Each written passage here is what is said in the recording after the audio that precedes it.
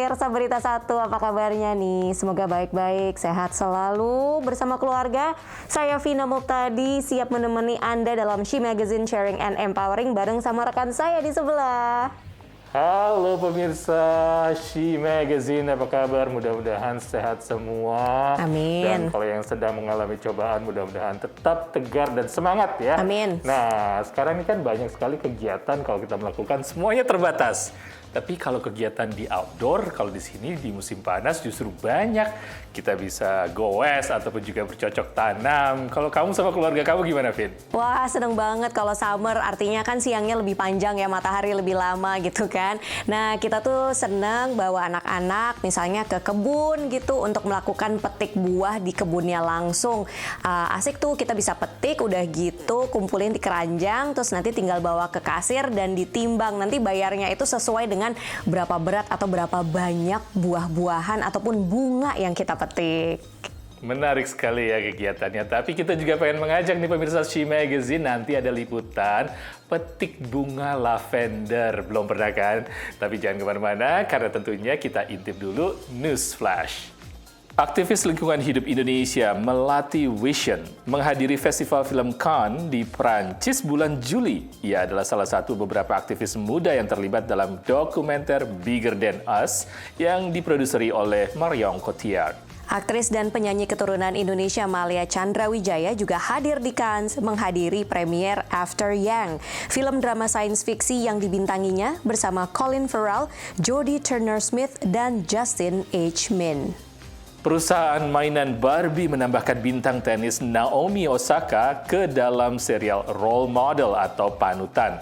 Juara Grand Slam itu ingin anak-anak perempuan merasa berdaya dan jika yakin dengan diri sendiri, segala sesuatu mungkin terjadi. Anything is possible. Berikut adalah kisah seorang diaspora perempuan Indonesia yang ada di Amerika mewujudkan impiannya di bidang kuliner dengan misi yang sangat bagus. Nah, misinya adalah dia ini membuat makanan dengan 7 bahan yang non-alergen. Wah, jadinya ramah kan buat orang-orang di Amerika yang mungkin mengidap alergi. Nah, nama makanannya dan juga restorannya diberi nama Poffy. Ini unik banget karena sebenarnya diambil dari resep Poffertjes dari ibunya. Langsung aja pemirsa, kita ajak pemirsa ke negara bagian Virginia.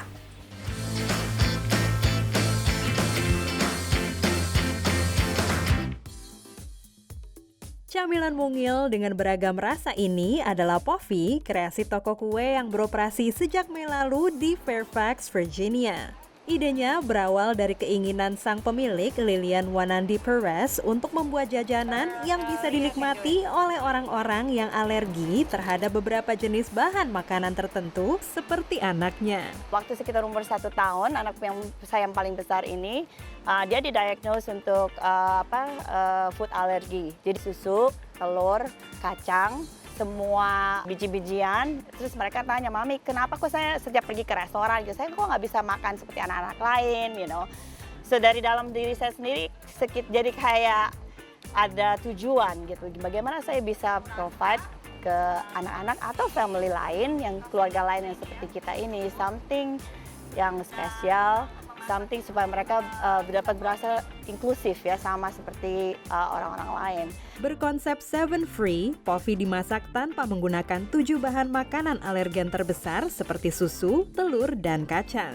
Ini disambut baik para orang tua yang anak-anaknya alergi makanan. Kita punya banyak mama atau parents yang datang nangis, benar-benar karena nggak pernah bawa anaknya ke restoran. Karena kalau ke restoran yang nggak ngerti, saya juga terjadi dengan anak-anak saya gitu ya, dengan cross kontaminasi, something happen, mesti ke emergency. Jadi dan kita juga nggak cuma ingredient apa, tapi fasilitas kita juga nggak ada bahan-bahan itu.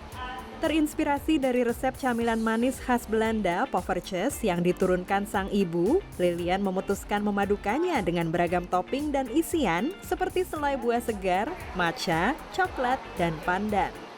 Kita jalan-jalan ke Fairfax terus nemu ini ada Poffertjes dan kebetulan yang punya orang Indonesia. Rasanya enak banget. Aku red velvet with Biscoff.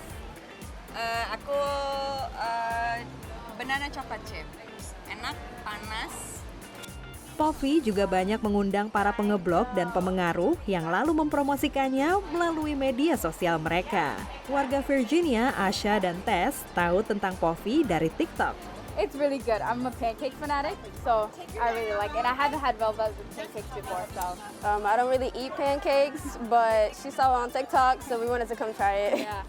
Di saat banyak restoran dan bisnis makanan yang gulung tikar karena pandemi, Lilian justru membuka Poffy bersama Kevin, suaminya. Padahal mereka belum punya pengalaman di dunia bisnis kuliner sebelumnya. Tapi setelah mengikuti program pengembangan diri selama 12 minggu, Lilian memantapkan diri. Terus ya itu karena pandemi itu benar-benar kasih ke saya gitu, we're just gonna do it. Ya, kita dapat banyak pertanyaan. Are you crazy? You gonna open it right now? Like dengan musim yang kayak begini. Tapi saya malah lihat itu sebagai jendela untuk terbuka di masa yang benar-benar artinya semua orang itu takut, semua orang itu craving for connection.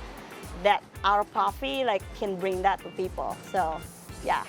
Dari Fairfax, Virginia, Dania Iman, Ariadna Budianto, VOA. Impian Lilian terwujud sudah. Ternyata ya, untuk mencari ide bisnis itu datangnya bisa dari pengalaman diri sendiri. Tuh, catat tuh pemirsa. Menarik sekali buat saya, Poverches itu mengingatkan dengan puncak sore-sore minum teh. Aduh. Enak ya? Perfect banget, ya bener banget, jadi kangen Indonesia kan. Jangan kemana-mana pemirsa, She Magazine akan sharing dan empowering terus.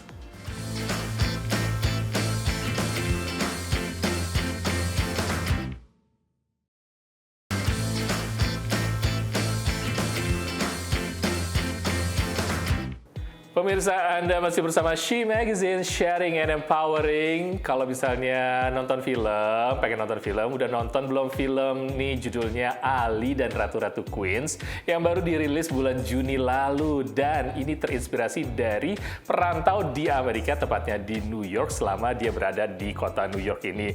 Selama syuting, ternyata syuting film ini juga dilakukan di kota New York di daerah Elmhurst, Queens. Nah, film tersebut mengundang perhatian nih dari para diaspora Indonesia yang ada di Amerika, terutama yang tinggal di area tersebut yang ada di dalam film, di daerah Queens ya.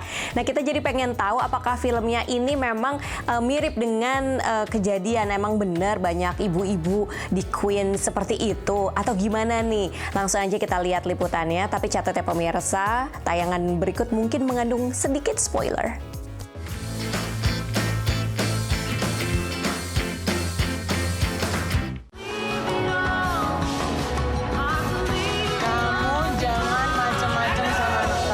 Dua minggu setelah peluncuran perdana pada pertengahan bulan Juni lalu, film Indonesia Ali dan Ratu-Ratu Queens berhasil menarik minat para penonton film digital di Amerika, terutama bagi komunitas Indonesia yang tinggal di area Queens, New York. Film bergenre drama komedi ini bercerita tentang Ali yang mencari ibu kandungnya di area Queens. I'm Ali. I'm looking for Miss Mia. Perjalanan Ali yang penuh lika-liku membuat Ali tanpa sengaja harus tinggal bersama 4 wanita imigran asal Indonesia. Ini cerita tentang pengalamanku 6 bulan pertama tinggal di New York. Waktu itu aku masih tinggal di Queens. Kebetulan aku tinggal bersama salah satu dari mbak-mbak inilah ya. Dan aku cukup beruntung bisa kenal dan punya pengalaman hidup. Waktu itu konteksnya menceritakan tentang mbak-mbak ini dan memang mereka unik-unik banget. Aku sama Gina waktu itu instantly mikir, why don't we make a story and then hopefully someday we can make a film. Peran Ali dimainkan oleh aktor Iqbal Ramadan, sementara 4 Ratu-Ratu Queens diperankan oleh Nirina Zubir, Tika Panggabean, Happy Salma, dan Asri Welas. Hadir juga artis Aurora Ribeiro, Marisa Anita, dan artis senior Cut Minitheo. Film ini disutradarai oleh Lucky Kuswandi dengan penulis cerita Gina Esnur berdasarkan ide cerita dari Muhammad Zaidi yang juga menjadi produser film ini bersama Meske Taurisia. Jadi waktu pas lagi kita syuting di sana kan kita ada beberapa hari kosong kan. Terus waktu itu orang Indonesia ya seperti biasa orang Indonesia bikin acara terus udah gitu ngumpul bareng. Dan aku sama ratu-ratu yang lainnya tuh bener-bener lagi diajakin acara ini nih terus gitu. Kita berempat langsung satu pikiran untuk bilang, "Mbak, kita berangkat yuk." Dan kehadiran kami yang ternyata kita satu pikiran tuh berempat tuh bener-bener kita ya pikirannya cuma itu doang, kita kejutin yuk mereka gitu, kita kesana yuk gitu. Film produksi Palari Film dan Netflix original ini menghabiskan waktu syuting selama 21 hari, termasuk 9 hari di area Queens, New York. Saat ini saya sedang berada di Elmhurst, Queens, tempat yang menjadi inspirasi dari film ini. Di area ini memang banyak sekali orang Indonesia. Ada sekitar 3.000 warga Indonesia tinggal di tempat ini, dan mereka umumnya bermukim di apartemen-apartemen seperti di belakang saya ini. Komunitas Indonesia di Elmhurst, Queens hidup berdampingan dengan komunitas dari berbagai bangsa seluruh dunia. Hadirnya film Ali dan Ratu-Ratu Queens ini menjadi bahan perbincangan warga di berbagai acara. Iya, memang ada gitu ya, orang tinggal berempat dengan pekerjaan yang beda-beda. Cuman maksudnya nggak semuanya kayak gitu. Di sini juga ya ada versi lain. Tapi ya it was fun, it was entertaining. Itu yang scene dimana nyokapnya itu kayaknya kayak nggak nganggap anaknya itu kayaknya sedih banget gitu, kayaknya gimana ya, kok ada gitu, ibu kan di sini orang di mana-mana datang ke sini tuh untuk make a better living for their family kan, apalagi seorang ibu terus buat anak gitu, kayaknya tuh sedih banget, terus nggak ada closure gitu buat kita penonton sih menurut gue. Poinnya itu mestinya bagus, cuman happy endingnya itu yang agak tiba-tiba aneh banget gitu loh. Jadi itu memang memprestasikan ibu-ibu yang ada di Queens sih. Jadi ya begitulah kehidupan ibu-ibu Indonesia yang ada di Elmhurst, New York. Somewhat related to orang-orang Queens, cuman nggak semuanya kayak gitu, Kels. Tapi udah ketutup dengan kelucuannya si Tika sama si Asri Wallace, itu kocak banget. Sama Nirina juga keren banget udah filmnya. And Happy Salma juga keren, actingnya lucu. Pentingnya arti sebuah keluarga yang bukan hanya datang dari sanak saudara dengan hubungan darah, tapi juga keluarga yang bisa diperjuangkan, keluarga yang bisa kita temui di mana aja, dan akhirnya bisa menjadi keluarga kita sendiri. Mama, Ali cuma mau bilang kalau Mama nggak perlu. Naratama, VOA, New York. Ali di sini baik-baik aja kok, Ma. Selama Mama ngejar cita-cita Mama di sana. Ternyata memang ada ibu-ibu yang tinggal bareng di daerah Queens ataupun juga di New York. Tapi tidak semuanya. Namanya juga film ya. Ada dramanya, ada komedinya, menarik sekali. Iya, unsur kesamaannya mungkin ada tapi sedikit sekali. Oke pemirsa, jangan kemana-mana karena Vina dan Ian masih akan sharing dan empowering hanya di She Magazine.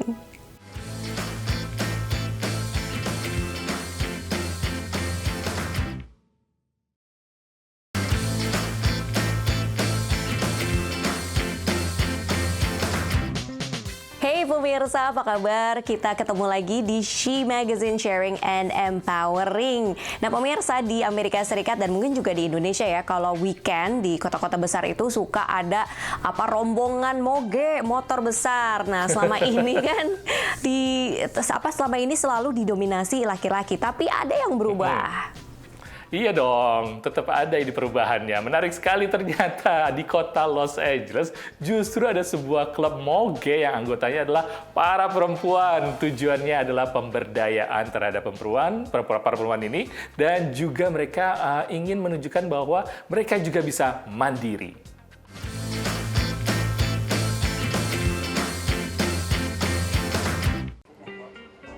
Sudah 15 tahun sejak Lydia Reyes lulus kursus mengendarai motor besar dengan mendapat pujian. Menurut Lydia, mengendarai moge atau motor besar terasa seperti terbebaskan. When you start learning how to ride and you conquer that fear, that helped me throughout the years, believe it or not. So to me, it was more of like, if I can do this, I can do anything else. Lydia mengatakan ia juga belajar melawan stereotip gender di dunia moge yang pengendara perempuan masih menjadi minoritas.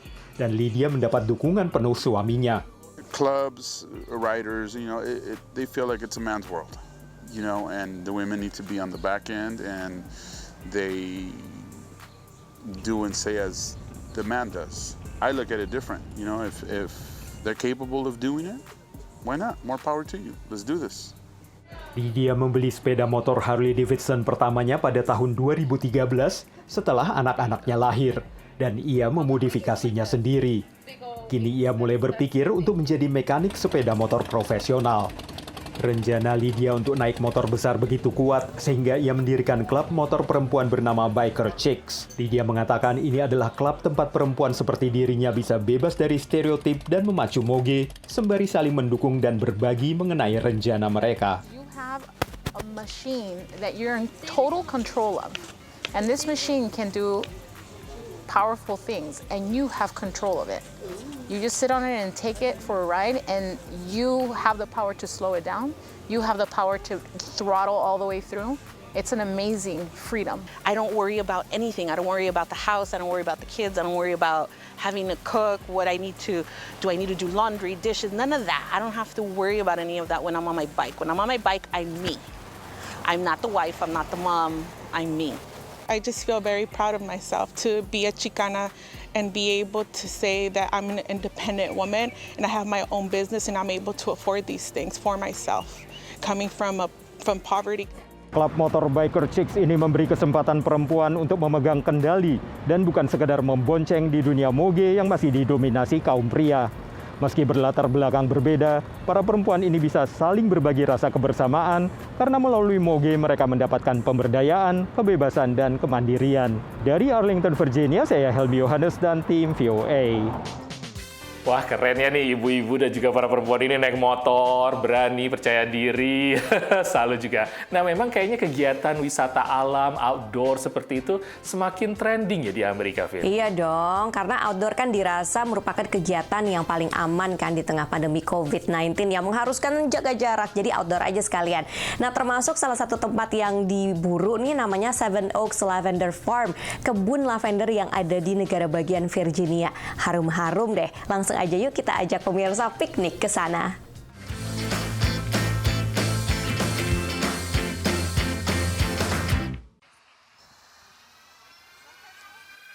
Wisata alam Seven Oaks Lavender Farm di Catlett, Virginia ini jauhnya sekitar 80 km atau 1 jam naik mobil dari Washington DC. Di awal musim panas, bunga-bunga lavender bermekaran dan siap dipetik. We give people scissors and baskets. Lavender's 15 cents a stem. We want them to pick them when in bloom because then they're at the height of their fragrance. On the French lavender, what you are looking for is those open blooms. That means it's fragrant and ready to pick. You follow that down, the plant gets woody at the bottom. You don't want to cut in the wood because that's going to damage the plant. You want to cut up here in the green. Terik matahari menyengat siang itu. Tapi ini tidak mengurangi kebahagiaan Catherine Haynes bisa menikmati keindahan bunga-bunga lavender. Beautiful. It's very relaxing. I don't know if I'm going to be able to drive home because I'm so relaxed. I feel very lucky that I'm vaccinated now, so I feel obviously comfortable here, but I think I would have anyway because it's outdoors. Usaha tani bunga lavender ini dimulai 17 tahun lalu dan setiap tahun dibuka untuk umum dari musim semi sampai awal musim panas. Saat pandemi corona masih parah tahun lalu, Seven Oaks Lavender Farm justru kejatuhan rezeki. We were actually COVID winners. We did put some protocols in place, no touch payments, and we closed down the shop and you had to order through the website and then pick up. So we put some things in place to keep everybody safe. We wore masks when we're close to each other. And it actually was a great season, one of our best seasons ever. Musim petik bunga lavender tahun ini adalah yang keempat kalinya Anne Rama Marge berkunjung ke sini. Selain menikmati harumnya lavender, katanya ia dan keluarganya juga merasa betah di sini karena lemonade, definitely. I mean, if you haven't tried it, you must. I don't know, probably the location for us just works really well. And yeah, it's not too picked over. You always can get some fresh lavender, and it's lovely that they have other activities. So it's very family friendly. There's the bunny feeding area, catching the bees. There's a little playground for kids. You can always find a little area to have picnic, which we're doing today as well. Bukan itu saja, mulai tahun ini, Seven Oaks Lavender Farm juga menyediakan layanan camping. And so we're just giving that a try this year to see how that does. And so far we've had a lot of bookings and we expect to have it open through the fall as well. Ini tepatnya camping mewah karena semuanya disediakan. Tenda, tempat tidur, MCK, selimut, dan keperluan camping lainnya. Kalau ingin menambah suasana seperti camping beneran, bisa dengan membawa daging atau ikan mentah dan dipanggang di sini. Malam sudah gelap, saatnya tidur ditemani rembulan, suara jangkrik, dan belalang. Dari Virginia, Supriyono, VOA. Wah, yang habis pada petik lavender banyak dikumpulin, terus jangan lupa habis itu diolesin ke tubuh, bebas nyamuk ya kan, nggak digigit. Bagus sekali ya, itu berwarna ungu semuanya. Wah, tempat yang menarik sekali untuk piknik. Cek itu untuk tempat selanjutnya pokoknya. Oke pemirsa, gimana tadi She Magazine sharing and empowering, mudah-mudahan menjadi informasi yang berguna bagi kita semua, dan saya tidak pernah capek-capeknya mengingatkan untuk mengikuti protokol kesehatan prokes demi menghindari COVID ini. Semoga kita semua dijaga kesehatannya dan yang sedang menghadapi COVID juga bisa semangat untuk mengatasinya. Saya Ian Umar dari apartemen saya di Washington DC. Dan saya Vina Muqtadi dari pojokan rumah saya di negara bagian Maryland. Kita masih WFH, tapi sebentar lagi pemirsa akan lihat kita berdua kembali lagi di studio. Oke, sampai jumpa lagi di She Magazine untuk berita 1. Sampai jumpa.